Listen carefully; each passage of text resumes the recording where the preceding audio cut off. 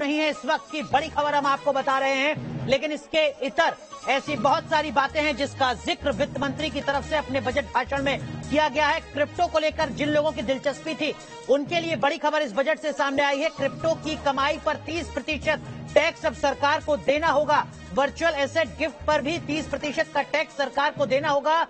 NPS में योगदान बढ़ाया है सरकार ने केंद्र और राज्य का, उसको बढ़ाकर 10% से अब 14% कर दिया गया है। अगर आपके इनकम टैक्स रिटर्न में किसी तरीके की कोई गलती हुई है फाइल करते वक्त, तो उसको गलती को सुधारने का मौका यहां पर दिया है।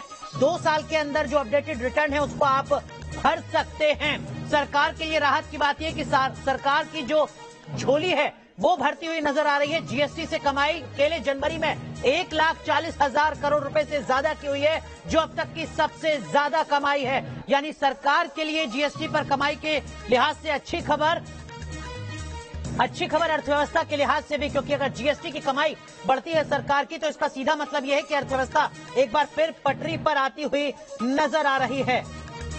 एमएसएमई के लिए, छोटे उद्योगों के लिए भी यहां पर एक बड़ा ऐलान किया गया है। ईसीजी एलएसएस की जो अवधि है उसको बढ़ा दिया गया है। अब तक 2.25 लाख करोड़ रुपए का कर्ज इस योजना के तहत दिया गया है। सीधा मतलब ये कि जो छोटे उद्योग हैं उनको इससे जोड़ा जाए, श्रम पोर्टल से जोड़ा जाए। वो छोटे उद्योग जिनकी जीडीपी में हिस्सेदारी तकरीबन 30% के आसपास है। बात किसानों की जाए, बात खेती की जाए, तो यहाँ सीधे तौर पर सरकार ने बताया है कि मिनिमम सपोर्ट प्राइस, न्यूनतम समर्थन मूल्य के लिए 2,70,000 करोड़ रुपए सरकार ने अब तक दिए हैं। जो बजटीय प्रावधान रहा है उसका जिक्र यहाँ पर किया है। एमएसपी के लिए इतनी बड़ी रकम देने का मतलब सरकार की तरफ से ये दावा किया जा रहा है कि इससे किसानों की आमदनी बढ़ेगी, और अगर किसानों की आमदनी बढ़ेगी तो जो ग्रामीण खपत है वो ज्यादा बढ़ती हुई नजर आएगी। इसके साथ साथ जो खाने का तेल है उसकी आयात की निर्भरता को कम करने के लिए सरकार ने कहा है कि तिलहन के उत्पादन को बढ़ाया जाएगा, इंपोर्ट को कम किया जाएगा, क्योंकि इस वक्त हमारे देश में खाने के तेल का जो आयात होता है वो तकरीबन 60% होता है।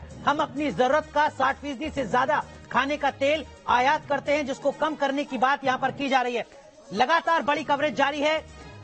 लोकसभा की कार्रवाई स्थगित हो चुकी है। अब से कुछ देर के बाद राज्यसभा में बजट की कॉपी को ले किया जाएगा, और उसके बीच में वित्त मंत्री, प्रधानमंत्री और सरकार की तरफ से जो रिएक्शंस हैं वो आने भी शुरू होंगे। लेकिन हमारे साथ मनोज गैरोला सर हैं। मनोज सर, पहला रिएक्शन आपका बजट को लेकर।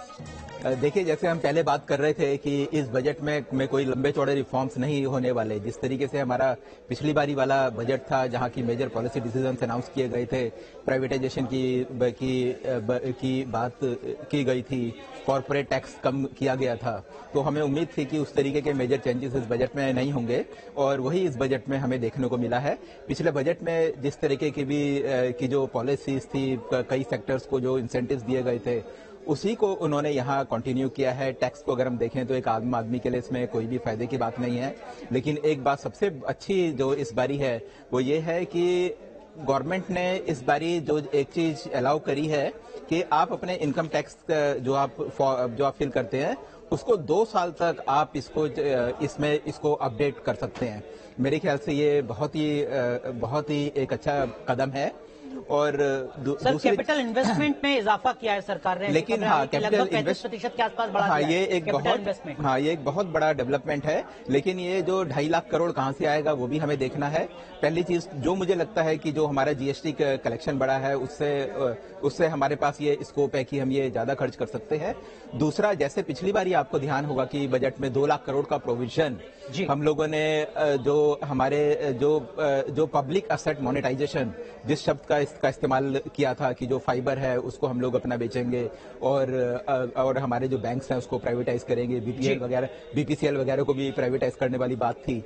अब ये डिटेल में देखना पड़ेगा कि अभी जब डिटेल आएंगे तो उसमें क्या इस चीज का कोई जो अब तक का प्रोविजन असेसमेंट है आ रहा है या सर सामने, उसमें कहा जा रहा है कि प्राइवेटाइजेशन पर जोर कम है, एलआईसी के आईपीओ पर और उससे होने वाली कमाई पर जोर ज्यादा है। एलआईसी का जो आईपीओ था वो तो पिछले बजट का प्रोविजन था, तो कायदे से तो अगर कोरोना नहीं होता, अगर 2 वेव कोरोना की नहीं आती तो मेरे ख्याल से इस फिस्कल ईयर में वो कंप्लीट हो जाता। तो मेरे ख्याल से, क्योंकि अब इस फिस्कल ईयर में तो टाइम है नहीं, तो मेरे ख्याल से वो नेक्स्ट फिस्कल ईयर में ही कंप्लीट होगा। और दूसरा, 5G स्पेक्ट्रम के ऑप्शन की उन्होंने बात करी है कि 5G स्पेक्ट्रम की का जो रिसिप्ट्स है को बेचकर जो पैसा आएगा वो जो कमिंग फाइनेंशियल ईयर है उसमें आएगा। मेरा अनुमान यह है कि 5G से कम 40-50 हजार करोड़ रुपए तक आ सकता है। मतलब 5G लोगों को मिलेगा और कमाई सरकार को होगी।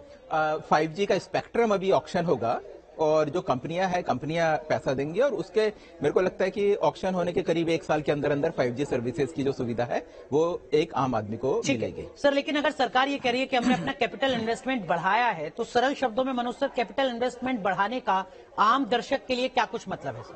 कैपिटल इन्वेस्टमेंट बढ़ाना आज की डेट में, हाँ, इसके लिए देखिए आज की डेट में अगर हमें ज्यादा रोजगार उपलब्ध कराने हैं तो ज्यादा रोजगार उपलब्ध कराने का एक ही तरीका है कि सरकार अपना इन्वेस्टमेंट बढ़ाए, क्योंकि इन्वेस्टमेंट या तो सरकारी होता है या प्राइवेट होता है। प्राइवेट की तो जितनी लिमिट है प्राइवेट अपना इन्वेस्टमेंट किया है, लेकिन असली जो बूस्ट मिलता है वो सरकारी इन्वेस्टमेंट से ही आता है। तो अगर हम देखें तो अभी हमें डिटेल में पता चलेगा जब इसके डिटेल्स आएंगे